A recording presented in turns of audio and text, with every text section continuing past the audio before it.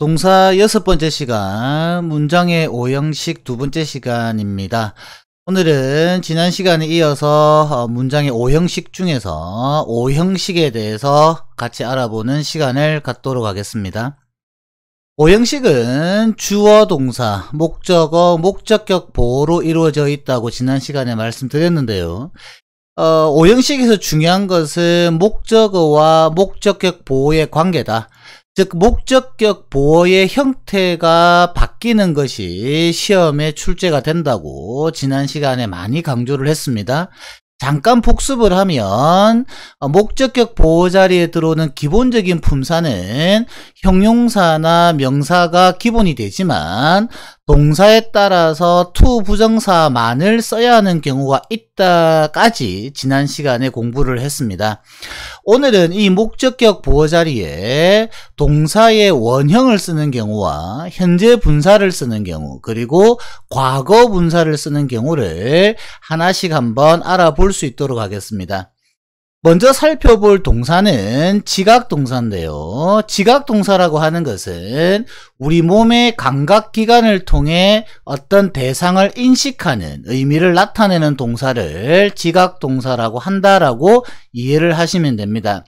그런데 왜 지각동사니 동사에 관한 이야기를 하냐면 지난 시간에도 언급했듯이 목적격 보호는 목적어의 관계를 나타내지만 그 문장의 동사에 따라서 목적격 보호가 결정되는 경우가 많기 때문에 동사를 잘 알아두실 필요가 있습니다. 정리를 하면 지각동사라는 말을 쓰게 되면 그 문장의 형식은 바로 오형식이 된다라는 거죠. 밑에 지각동사에 사용되어지는 동사들이 있습니다. see, feel, hear, notice, observe, watch. 보고, 느끼고, 듣고, 관찰하고, 주목하고 이런 의미가 되겠죠.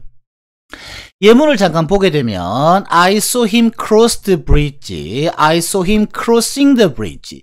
자, 아이들이 한 번씩 이제 이런 질문을 합니다. 지각동사가 만들 때 원형 부정사 동사 원형을 쓰는 경우랑 현재 분사를 쓰는 경우랑의 의미 차이가 없습니까? 라고 묻는 경우가 있는데 실제 이 둘 차이는 의미 차이가 있습니다. 여러분들이 알아두셔야 되는 게 원형 부정사 동사 원형을 쓰게 되면 그 동작의 완료까지를 지각한 거고 현재 분사를 쓰게 되면 그 동작이 진행 중임을 지각한 거다.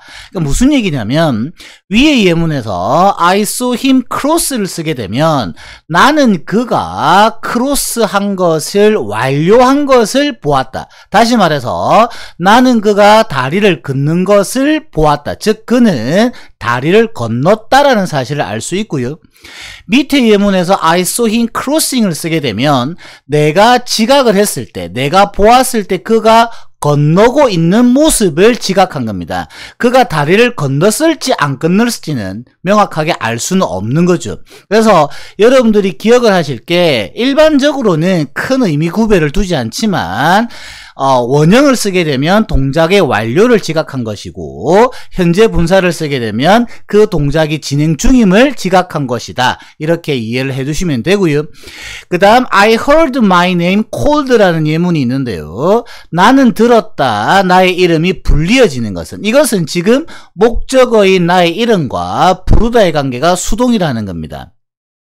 그래서 정리를 하게 되면 지각동사가 왔을 때 목적어와 보호의 관계가 능동이면 원형 부정사 또는 현재 분사를 사용할 수 있고 수동 관계가 되면 과거 분사를 써야 한다는 것을 기억하시면 됩니다.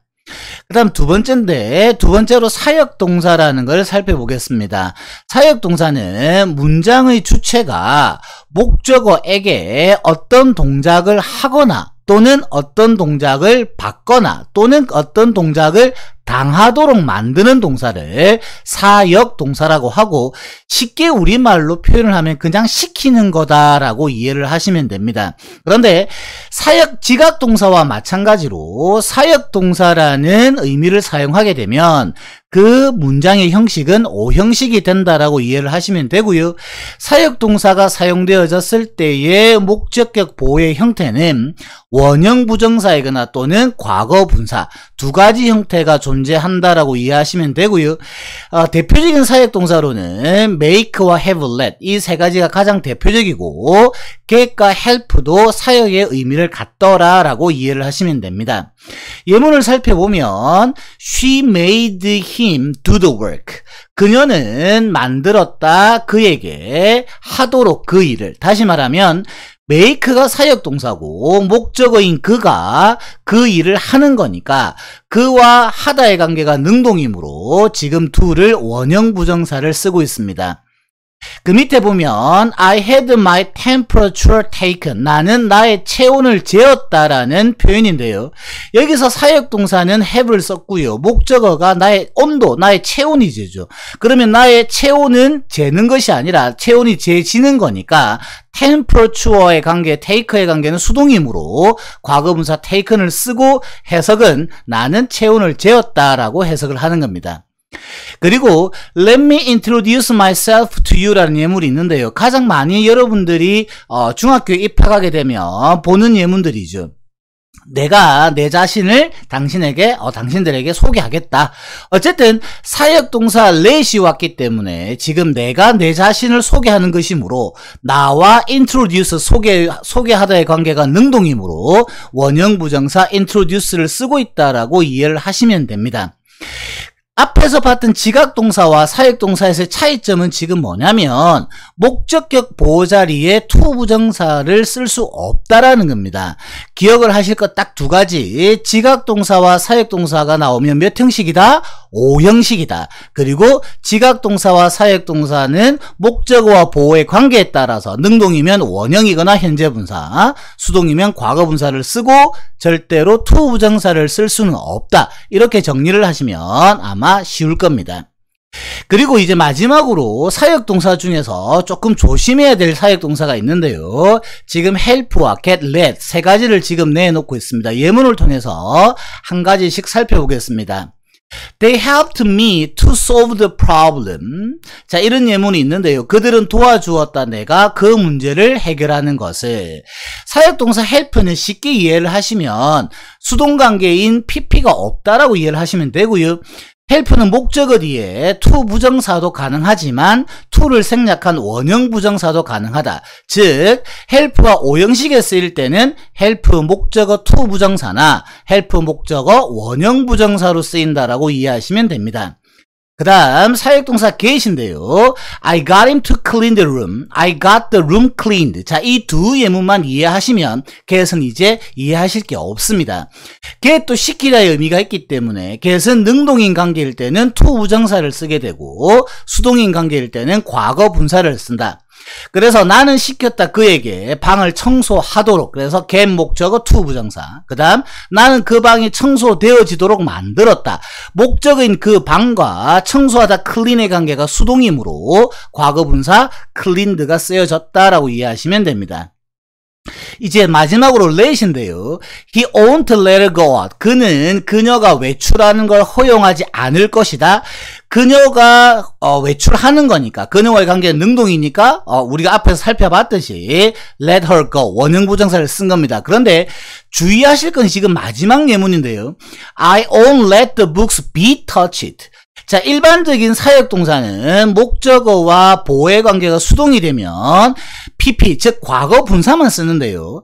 사역동사 let은 그렇게 쓰시면 틀립니다. 사역동사 let은 목적어와 보호의 관계가 수동인 경우에는 반드시 그냥 pp가 아니라 BPP를 쓰셔야 합니다. 그래서 이때 B는 사역동사 let 때문에 원형이 됩니다. 그래서 무조건 BPP 형태가 온다라는 거 기억을 하시고요.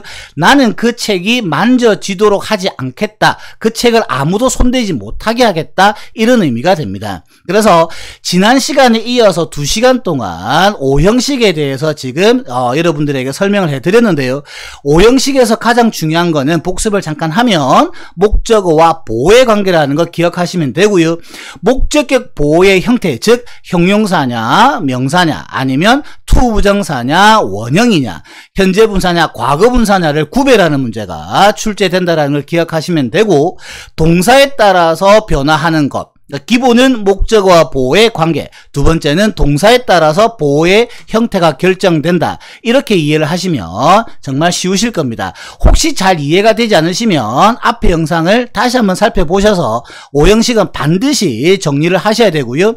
오늘로서 이제 문장의 형식에 관련된 강의는 마칠 건데, 문장의 오형식 중에서는 가장 중요한 것이 맨 첫 강의를 했던 자동사와 타동사의 구별, 그리고 이형식과 오형식에 나오는 보어의 형태가 출제가 가장 잘 된다라는 거 꼭 기억을 해 주시기 바랍니다.